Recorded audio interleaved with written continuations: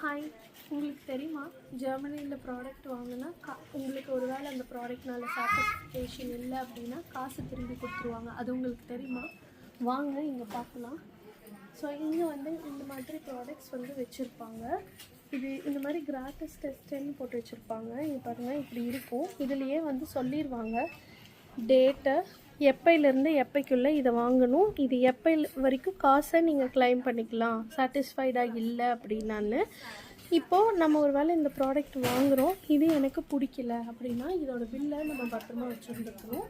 அந்த பில்லை ஸ்கேன் பண்ணி இவங்களே வெப்சைட்டும் கொடுத்துருப்பாங்க. அந்த வெப்சைட்டில் போயிட்டு எனக்கு இந்த ப்ராடக்ட் பிடிக்கல அப்படின்னு சொல்லி நீங்கள் போட்டிங்க அப்படின்னா உங்களுக்கு நீங்கள் பே பண்ண அமௌண்ட்க்கான பில்லையும் அதில் அப்லோட் பண்ணிங்கன்னா இந்த இது வந்து காசு உங்களுக்கு திருப்பி கொடுத்துருவாங்க.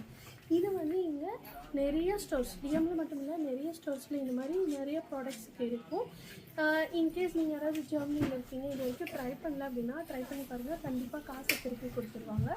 இந்த இன்ஃபர்மேஷன் உங்களுக்கு பிடிச்சிருந்தது அப்படின்னா மேலும் மோர் இன்ஃபர்மேஷன்ஸ் அபவுட் ஜெர்மனி பற்றி தெரிஞ்சுக்கிறதுக்கு எங்களை மறக்காமல் ஃபாலோ பண்ணுங்கள். தேங்க்ஸ் ஃபார் வாட்சிங்.